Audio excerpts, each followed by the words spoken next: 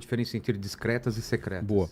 A maçonaria, por exemplo, que a gente fez um episódio aqui somente sobre a maçonaria. Fantástico esse episódio. Foi bem bacana, Até né? hoje Bem legal. sou xingado por causa desse episódio. Eu também. Porque Mas... falam que você revelou demais. Então. Então assistam aí, porque o pessoal fala, ele falou muita coisa lá que não sei não deveria ter falado. Cuidado, hein, cara. Eu tenho que andar nas sombras, né? Até pra vir aqui é difícil. Exato. Esse daí... Então, discreta e secreta? Isso, exatamente. A maçonaria é uma sociedade discreta. Por mais que ela tenha vários segredos, mas é uma sociedade discreta, né? Existem sociedades secretas, como, por exemplo, um dos braços da maçonaria, que é o Skull and Bones. Sim. Que a gente soltou também lá no programa Será que é Verdade? Às 11 horas da manhã, recentemente, aí, um episódio só sobre o Skull É and um Bones. braço da maçonaria? É um dos braços. Ele surgiu lá na Universidade de Yale, nos Estados Unidos. E grandes nomes, principalmente do sistema político, fazem parte do Skull and Bones. Por É exemplo, uma sociedade ativa ainda. ativa, totalmente ativa. George W. Eu Bush, vi algumas fotos. Não vazaram umas fotos? sim, tem fotos. Inclusive, em uma das eleições nos Estados Unidos, os dois candidatos que eram opostos, ambos faziam parte do Skull and Bones. Isso que a galera não entende, né, cara? A galera Exatamente. briga nas urnas e são opositores, mas às vezes os caras fazem parte da mesma coisa, né? Do Cara, mesmo uma sociedade mesmo sistema. fraternal, pequena, onde ambos faziam parte do mesmo sistema, como você falou. E o que é? É uma sociedade que tenta uma dominação? Ela tá por trás do quê? Hoje, o Skull and Bones, eles se consideram aqueles que são sem sentimentos. O próprio nome já traz isso. Por exemplo, Skull and Bones é caveira e ossos. Se é algo feito de caveira e ossos, significa que não tem coração. Tá. Então, eles não têm sentimentos. O nosso coração, ele é tido como uma base para o nosso sentimento, né? Então, eles sem coração, eles não possuem sentimentos. Então, tudo que for parte da agenda que está na alçada do Skull and Bones vai ser tratado como algo que não tenha sentimento. Eles vão cumprir aquela agenda, não importe o que eles precisam passar, ou por cima de quem eles precisam passar, ou até mesmo tirando a vida de quem eles precisam tirar, entendeu? Um grande exemplo, a gente teve um repórter que perguntou na época dessas eleições que eu citei, para o próprio Bush, né? Como que você e o seu opositor estão dentro do Skull and Bones? E ele ainda cita o número do Skull and Bones, que é o número 322. Que é? Eles trazem como uma alusão ao livro de Gênesis na Bíblia, capítulo 3, versículo 22, que fala a respeito da queda do homem. Vê se acha esse trecho pra gente, por favor. Gênesis 3, 22. Tá. Ele fala a respeito, ô Vilela, da queda do homem. Quando o homem caiu, Adão, por exemplo, caiu lá do Pecado original. o pecado original, caiu do Éden, lá Sim. do paraíso, né? Então, essa queda fez com que o homem se tornasse um ser mortal, não imortal, e nem tinha mais o Espírito de Deus habitando dentro dele. Porque o Espírito de Deus só habitou novamente no homem após Cristo ser o próprio sacrifício, falar está consumado e retirar esse pecado do mundo. Então Deus passou a habitar novamente dentro do corpo humano, né? Dentro do nosso corpo, dentro do nosso coração. Até então, olha lá que interessante. Então disse o Senhor Deus, eis que o homem é como um de nós, sabendo o bem e o mal, ora pois, para que não estenda a sua mão e tome também a árvore da vida e coma e viva eternamente, o Senhor Deus, pois, o lançou fora do jardim do Éden para lavrar a terra de que fora tomado. Ele tem o pecado original, Sim. a mulher vai sentir as dores do parto e o homem vai ter que viver do trabalho dele. Porque no paraíso, na teoria, ele não precisava fazer nada, ele tinha vida eterna Tinha tudo e tinha lá. tudo à disposição. Exatamente. E a explicação... Estão tentando alcançar, ou, por exemplo, uma grande longevidade, viver aí 300, 400, 500 anos, ou simplesmente viver eternamente. É um negócio, assim, impressionante. O Google, por exemplo, fez uma matéria que eles mostram que no ano de 2045 já pode ser possível alcançar a imortalidade humana. Ô, diretor, falaram aqui nessa mesa que eu sou da geração que já vai viver 120 anos aí, né? Que já vai... a ciência vai alcançar daqui a, no máximo 10 anos... Então mais 30 anos tá garantido aí pra você. É. Rapaz, cara, os caras perderam respeito, velho. Eu demorei pra entender. O 120 tá longe, cara. Porra. Não, mas imagina que a ciência vai avançar a tempo dessa geração, né? Você nem fala, vocês que são mais novos, pô, vão viver mais e com uma tranquilidade maior. Mas que já tem estudos de parar envelhecimento, Sim. de ter coisas pra recuperar membros e Pô, coisas. tem um cara, Vilela, nos Estados Unidos, cara. Ele chama Brian Johnson. Diz ele que já retardou o envelhecimento. É? E olha que ele nem tá usando, assim, todo esse aparato tecnológico que os presidentes dos países vão ter, ou outras informações envolvendo inteligência artificial, quem sabe algo a mais, né? Se a gente pesquisar sobre esse cara que chama Brian Johnson, ele é um cara que diz ele que ele já não tem mais a mesma idade que ele tinha 3 anos atrás. Tem muita experiência com célula-tronco também, né? Ele é um cara que sabe o que ele faz? Ele tá Não substituindo... sei se você vai falar também, cara. Você para, eu acho que você sabe o que eu vou falar. Tem umas fotos do John Travolta que são bizarras, velho. O cara parece estar 30 anos mais novo. Você trouxe. Cara, alguma coisa ele fez, velho. Fez. E é isso que eu ia, Tá, então eu ia falar, Você mas viu isso a aí, gente né? vai falar no final sobre Tá. isso. Mano, cara, é bizarro, velho. Porque sabe o que esse Brian Johnson faz? Ele troca de sangue com o próprio filho. Como é assim? quase Ele que um pega van- o sangue do filho. O filho aceita, né? É um negócio que é entre eles ali, tudo ok.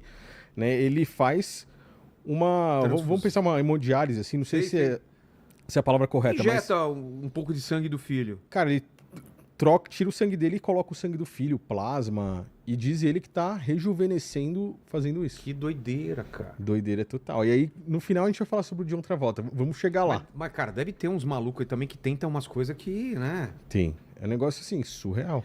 E quando a gente olha pra Bíblia, em Apocalipse, fala que em algum momento o homem procurará a morte e não encontrará. Vamos falar de teoria da conspiração? Vamos. A Ellen DeGeneres lá, Sim. você viu que papo aí, que ela tá bizarra aí, o rosto dela tá estranho, o corpo dela tá estranho, que dizem que é porque ela comia carne humana, que era atos de canibalismo. Isso tudo é teoria da conspiração, gente. Total. Mas, cara, tá rolando esse papo. Falam que é, e mais uma vez eu reforço aqui, provavelmente uma teoria da conspiração, né? Mas falam que ela foi uma das maiores canibais que existia ali em Hollywood. Os arquivos Epstein mostraram Imagina isso. comer carne humana, velho. Nossa. Cara, Que seja de gente morta, sei lá, mas, pô... é um negócio assim muito sinistro, Vilar, porque nos arquivos Epstein você tem relatos sobre isso. É. O Epstein, por exemplo, ele tinha um apelido que ele dava pra dieta dele de carne humana, que era jerk. Não sei se você sabe o que é isso. Não. Sabe aquela carne que vende... sei, aquela... É tipo... defumada, será? Tem Tem tipo... tudo quanto é posto naquelas principalmente lojas nos de Estados posto. Unidos. Eles comem direto aquele negócio, né? Isso. Ele falava... Quando ele se referia à carne humana, ele estava falando sobre... Ele colocava nos e-mails dele lá, jerk. E, inclusive, ele já ficou mais de 30 dias fazendo a dieta de jerk, né? Que era uma dieta de carne humana. 30 dias consecutivos fazendo essa dieta. E, para eles, era assim, a melhor carne que eles já provaram na vida, melhor do que carne de boi, de porco, essas que nós, seres humanos normais, estamos acostumados a comer, né? E parece que fazia bem também fisicamente para esses caras. Que doideira. Aí agora que o negócio foi jogado aí ao mundo, parece que tem um ou outro que estão com problema para continuar com as práticas que eles faziam. Porque, cara, vamos pensar bem, o ser humano não... Um grupo que se chama Red Shoes Club, que é o Clube do Sapato Vermelho. Você até sei me se você já ouviu falar. Você falou aqui em algum programa, mostrou Tom Hanks, né? Alguns o O, Instagram. aquele cara que faz o Jack Sparrow, que eu esqueci o nome dele, O ator? o ator, O Johnny Depp. Johnny Depp, ele mesmo. O que é? Colocam pistas. São fotos- magnatas que eles fazem os seus eventos ali, ou possíveis rituais, usando sapatos vermelhos. E nesses rituais, cara, acontece das coisas mais abomináveis possíveis, assim como os arquivos Epstein mostraram. Aquele sumiço daquela garota, que até hoje não foi decifrado, Madeleine McCann, traz pessoas que estão envolvidas com esse Red Shoes Club. E tem 2 nomes em específicos, Tony Podesta e John Podesta. Que são? Grandes nomes da elite americana, principalmente com envolvimento com a elite política. O John Podesta, por exemplo, ele foi um dos principais assessores de Hillary Clinton na campanha dela em 2016. E a Madeleine McCann sumiu em um resort, uma menininha, acho que de 4, 5 anos ali, que ficou muito famosa no mundo todo, não sei se você lembra dessa história. Até hoje não deram um resultado pro caso dela. E ela com o pai e a mãe num resort em Portugal, eles estavam de férias, foram almoçar, ela ficou brincando assim próximo, de repente desapareceu. Cara. Pessoas que viram o que aconteceu com ela, onde 2 homens vieram e raptaram a garota, foram na polícia e fizeram aquele retrato falado. As imagens do retrato falado, elas batem, cara, de uma forma muito, tipo assim, é 90% igual aos rostos de John Podesta e Tony Podesta, que são 2 irmãos e que fazem parte desse clube do sapato vermelho. E o Papa Bento era um dos caras que usava muito o sapato vermelho, possivelmente, né, um adepto também desse clube. Algo bem sombrio, assim. E esses gestos, ô Vilela, que a gente começou mostrando ali a mão oculta, fazem parte, então, dessas sociedades secretas, ou dessas sociedades discretas, ou desses clubes de magnatas, né? Esse, por exemplo, se a gente descer um pouco aí, ô diretor, se a gente puder descer isso aí, ó, nessa parte, eu tô trazendo porque a galera fala assim, esse cara é maluco, esse cara tá trazendo informação sem base nenhuma da cabeça dele. Eu já sei como que são os comentários da galera, né? Então, o que a gente está mostrando aí nessa parte? É um livro que ele foi publicado pela própria maçonaria, mais ou menos ali no século XVIII, onde ele descreve perfeitamente, né, o chamado mão oculta, o hidden hand. Né? Esse livro, ele traz ali, né, o símbolo da mão oculta, denominado para o grau mestre do segundo véu. O livro está aqui na parte direita da imagem, né? Acho que é a mesma que o pessoal está vendo, né, o Luciano? Né, do lado direito. Né, eu coloquei uma seta vermelha para mostrar a capa do livro ali. E dentro do livro tem a explicação que fala sobre esse grau mestre do segundo véu, de acordo com o rito York da maçonaria. Tá? Então, esse é um gesto maçônico. Eles trazem esse gesto como aquele momento em que Deus chega para Moisés, no livro de Gênesis, né, e fala para que Moisés coloque a sua mão no peito. Ele tira, a mão dele tá leprosa. E aí ele coloca de novo, a mão dele tá curada. Então eles têm como base essa passagem bíblica para esse gesto aí da mão escondida, a mão oculta, entendeu? Mas é um gesto maçônico, não tem como a gente negar.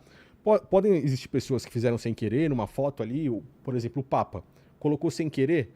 Pode. Mas quando é um padrão, né? Se ela coloca frequentemente. Frequentemente. Ou pessoas que têm muito conhecimento, porque o Papa Francisco é um homem de muito conhecimento. Para o cara chegar a ser Papa, ele tem total conhecimento, pelo menos das escrituras, e principalmente dessas sociedades que controlam mais gestos que é feito, que muita gente leva como uma teoria da conspiração, mas na minha opinião esse gesto não é uma teoria, cara. Tá. Eu tô falando do One Eye, que é o único olho.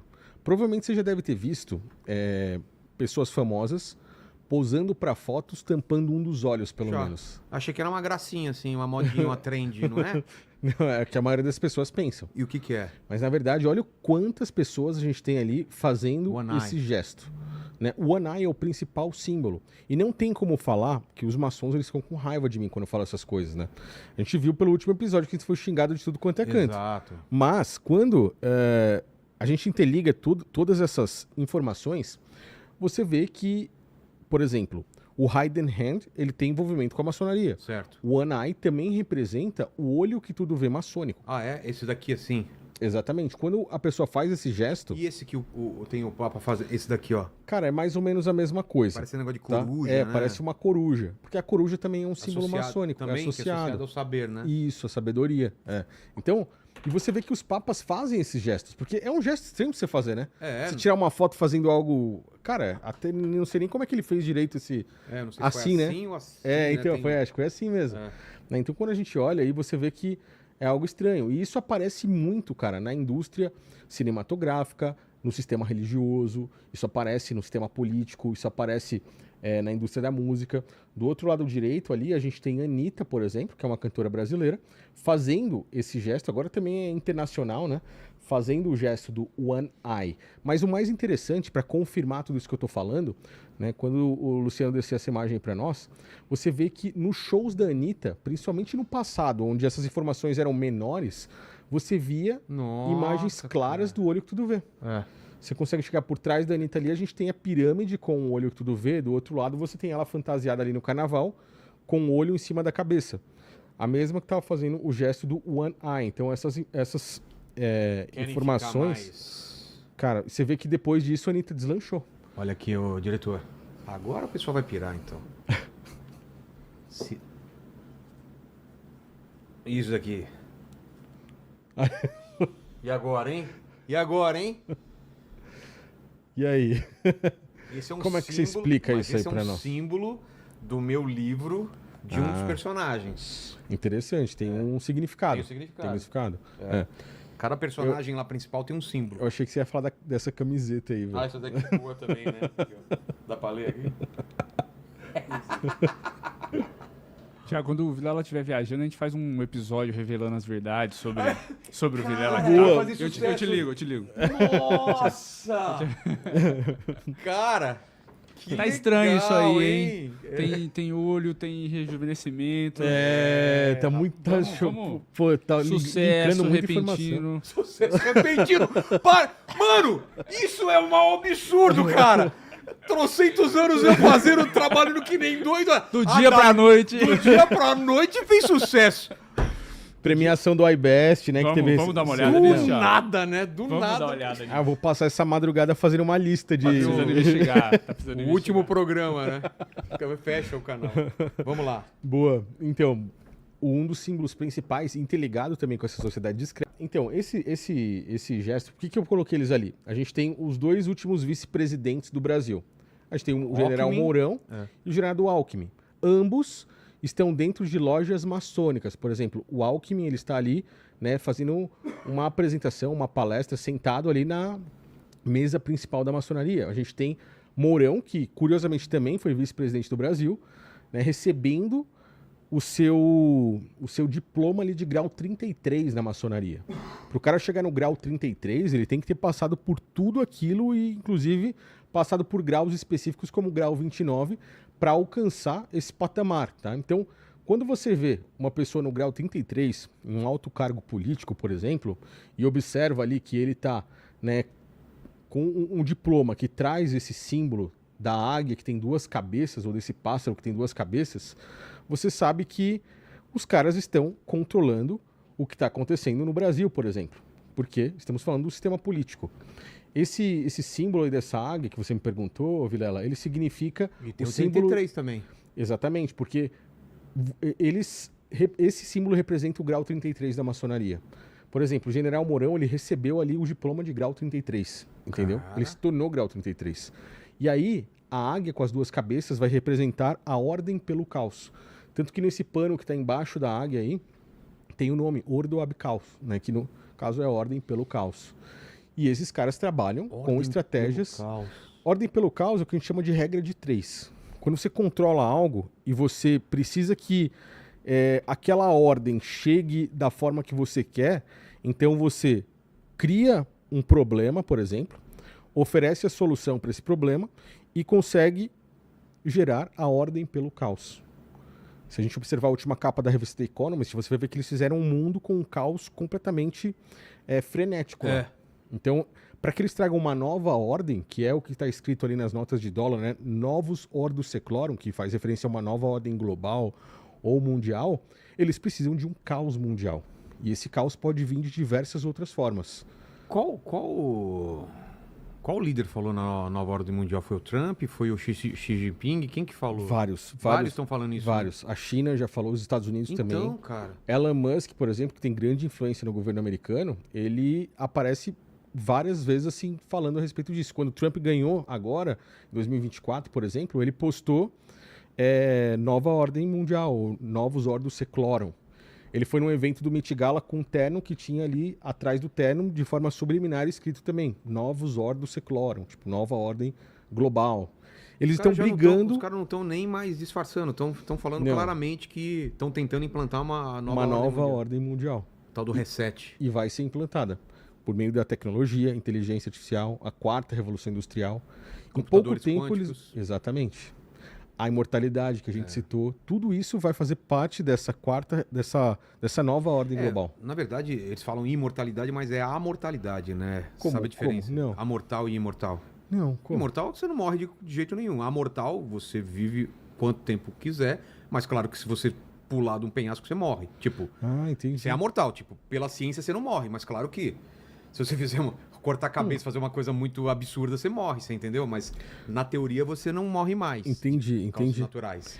Mas eu acho que eles conseguem a imortalidade. Pô, pegar um cara esmagado e voltar à vida. Ah, de você transportar a tua consciência pra alguma coisa. Um corpo robótico. Ah, tá.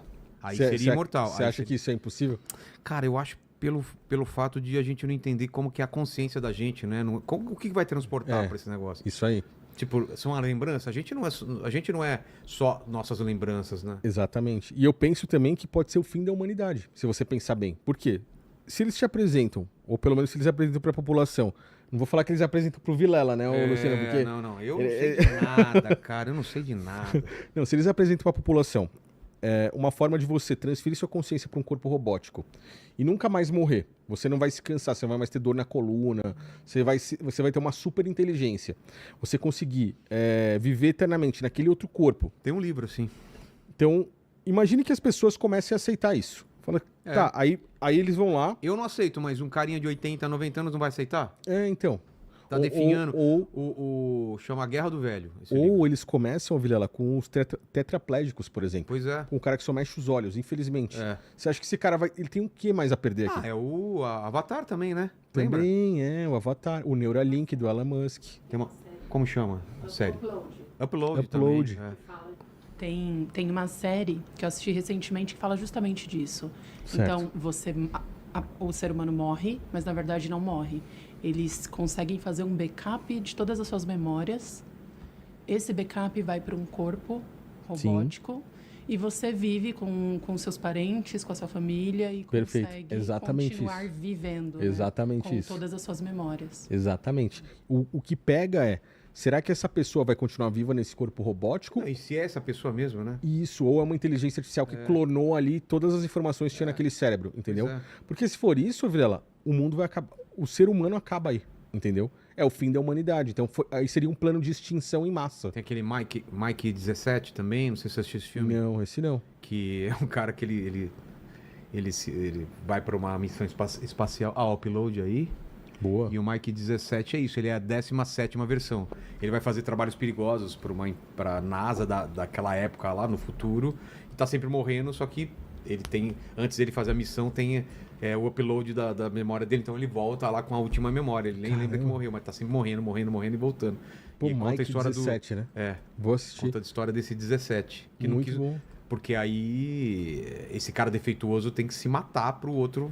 Sim. Só que esse cara não concorda em se matar, né? Sim. Ah, não. Na verdade, eles acham que esse cara morreu Tá. porque ele sofreu um acidente, só que ele sobreviveu. E aí já tem um cara novo, que é a versão dele mais nova, Sim. aí tem os dois, né? Eles se Caramba, encontram. então.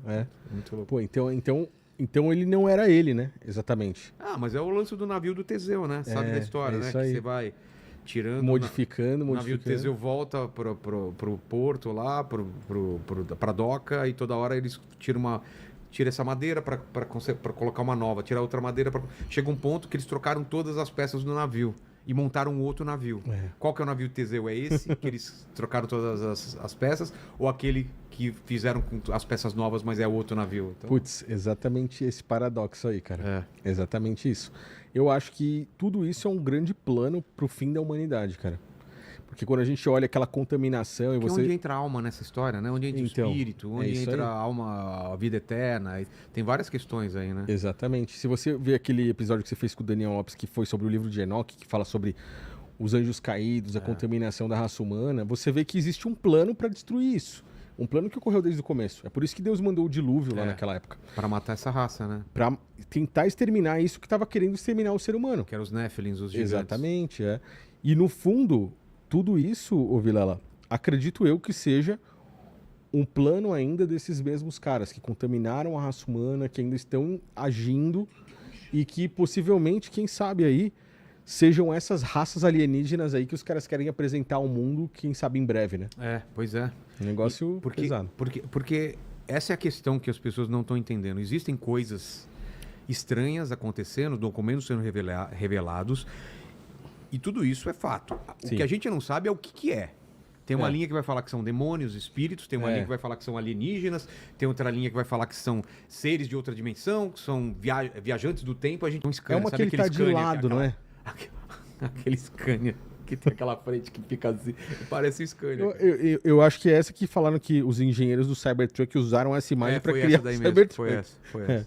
Mas a gente vai falar sobre isso também bom. daqui a pouco. A gente vai falar, não sobre o Elon Musk exatamente, mas vou dar uma pincelada pra você entender isso que eu tô falando. Porque a bom. galera acha que é loucura. E eu não cheguei no nível do Monark de loucura. Ele tá em outra dimensão já. Olha isso daí, cara. Cara, é essa mesmo. Que bizarro, mano. Depois, ô, Luciano, vê se você acha uma do... Você fala que o Tom Cruise tá assim? Não. É isso que eu ia falar, vê se você acha uma do Tom Cruise sem camisa. Cara, o Tom Cruise fez Top Gun agora, tava bonitão, todo saradão lá. Quer dizer, não sei, né? Até que Mas o ponto. peitoral dele é estranho, cara. É. Eu acho. Sei pelo lá. menos. Vamos ver se o Não Luciano sou consegue especialista achar. em peitoral, né, ô diretor? De homem, não! Cara, por que eu trago essas amigas pra me queimar aqui, né? De Você homem, vê que- não! Digamos que de homem, não. Mas o que a gente vai seguir? Vai pra onde agora? Bom, vamos seguir. Ver se tem mais coisa ali naquele lá do Tom olho Cruise, que ele tudo vê. assumiu que tomava alguma coisa diferente ou não? Cara, o Tom Cruise tem foto dele, porque você falou do Top Gun, né? Tem foto dele com o pessoal do Top Gun há décadas atrás, e tem foto dele agora, que assim, Todo mundo envelheceu pra caramba e menos ele... ele, cara. Tem Achei outro aqui, filme. ó, Tom Cruise sem camisa aos 61 Pô, é anos. estranho, vai, Vilela. Não, é estranho, mas não... Desculpa, mas não chega dá lá, pra né? comparar com o Elon Musk. O Elon Musk parece um caminhão Scania. Ele ainda tá numa... Tá no shape ainda, né? Ele tem uns 60 e pouco aí, tá bem. 61. 61. Agora, Vilela, Ah. tem fotos do Tom Cruise, por exemplo, num filme que ele fez, se eu não me engano, chama Jerry Maguire, que Sim, tinha eu lembro. um menininho. Eu lembro. Pô, Cara, o esse cara tá mais menininho, velho que ele, velho. Vê se acha isso, aquele molequinho loirinho do Jerry Maguire. O cara ele envelheceu mesmo. e ele não, velho. Então, pra mim, pode ter o pezinho aí no adrenocrome, velho. Será? Será? Mas ele não tinha um papo da cientologia, que os caras também tomam umas coisas estranhas. Exatamente, que é envolvido com o de negócio feto. Putz, cara, então, é isso que tava rolando lá nos arquivos Epstein também. Pois é. Os caras faziam rituais com fetos, com bebês, com coisas assim, sombrias, cara. A cientologia também tá envolvida. Não, ele tinha comido o cordão umbilical, umas paradas assim, né? Não então, tem essa história? Sei lá, também é tudo a teoria placenta, da conspiração. né? Placenta. É, a placenta. É que falam que é um negócio, tem muita proteína, né? Tem... Mas não sei, será que... Aí deixamos para os cientistas falarem. Eu vou atrás desse assunto aí. Vai lá. É um bom negócio. Tem gente que faz pílula e ingere a pílula da placenta. Da placenta. Tem gente que toma pílula de placenta, ó. Eu já ouvi falar nisso mesmo. Então, de qualquer forma, tá envolvido com o lance de bebês, de fetos, com algo que tem referência nos rituais ali dos arquivos Epstein. E é estranho o cara tá tão jovem assim durante tanto tempo, né? Um dos caras que se mantém... Olha lá. O moleque... Tem uma imagem que ele tá do lado do Tom Cruise. Mas se não achar, não tem problema, Luciano. Ó, essa imagem aí agora a gente vai seguir, né? Exatamente, deixa eu ver lá. Eu vou trazer uma curiosidade pro pessoal, porque a gente trouxe ali a pirâmide que faz referência ao olho que tudo vê, né?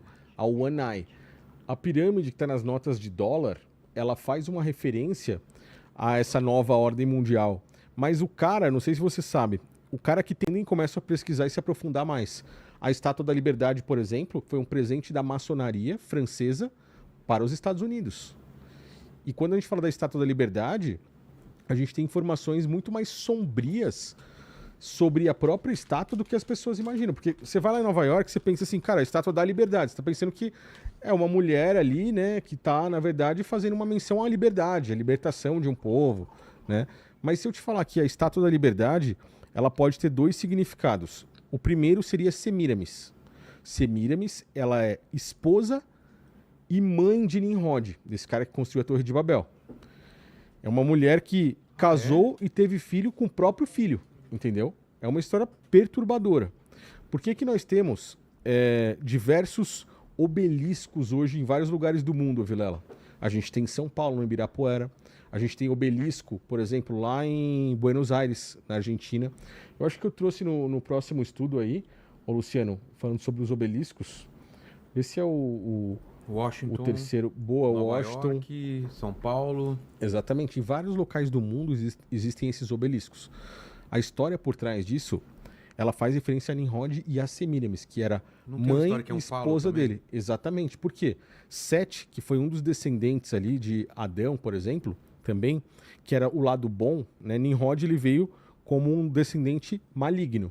Sete veio como um descendente benigno, né? Porque a gente tem a divisão do bem e do mal desde a hora que eles comeram um fruto proibido, né? Começou ali com Caim e Abel, né? Um bom, outro mal.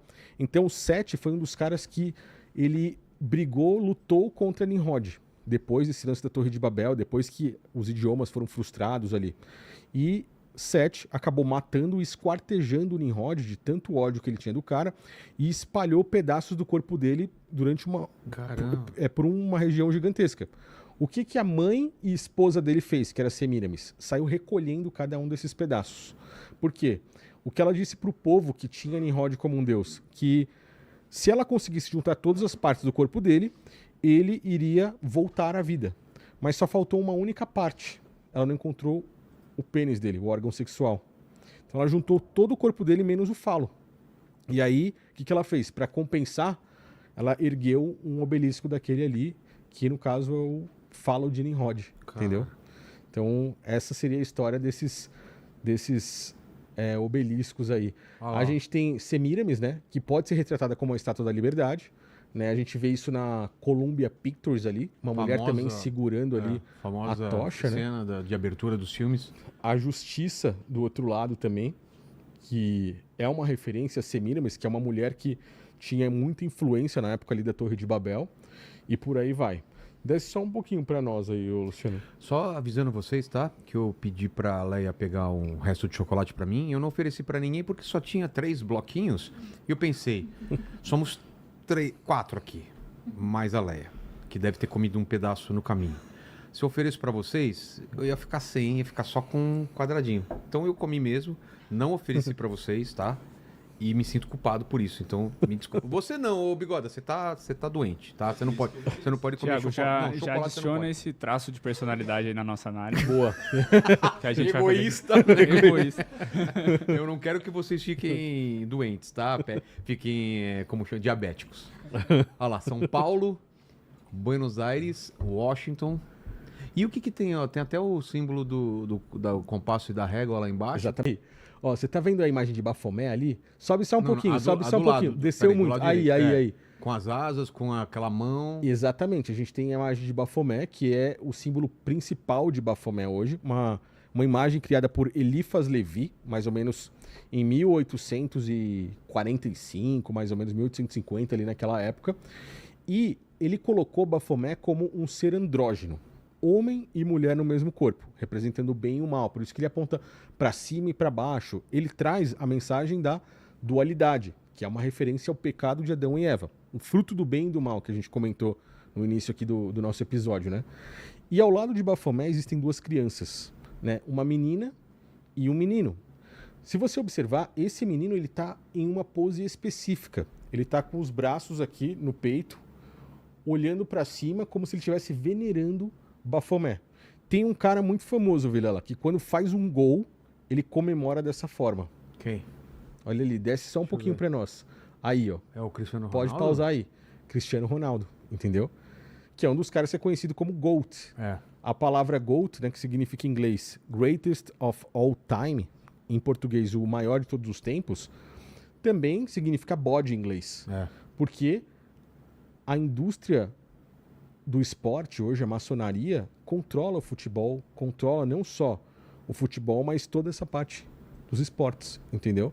Se a gente subir só um pouquinho, o Luciano, volta só um pouquinho ali em cima. A gente tem Cristiano Ronaldo fazendo um gesto muito parecido com... Inclusive tem vídeos, cara. Se pesquisar na internet, você vê vídeos dele fazendo gol, indo lá, ele se ajoelha e faz assim, olha pra cima, que lembra essa imagem do garoto venerando o Bafomé. E se a gente envolver outras histórias que fazem representação a Cristiano Ronaldo, o negócio vai para mais longe ainda. Por exemplo, ele recebeu uma chave de Donald Trump há alguns meses atrás, lá no Salão Oval, em Washington, na Casa Branca, nos Estados Unidos. Uma premiação. Cara. Ele é um dos caras que... Acho que é o cara que hoje mais tem seguidores nas redes sociais. Ele tem mais de 600 milhões de seguidores nas redes sociais. E Trump é um dos caras que também faz parte daqueles Skull and Bones que a gente citou. E é um cara que já fez rituais que são rituais conhecidos por Hollywood, pela indústria da música e pela indústria política. Não é à toa que ele está envolvido nos arquivos Epstein.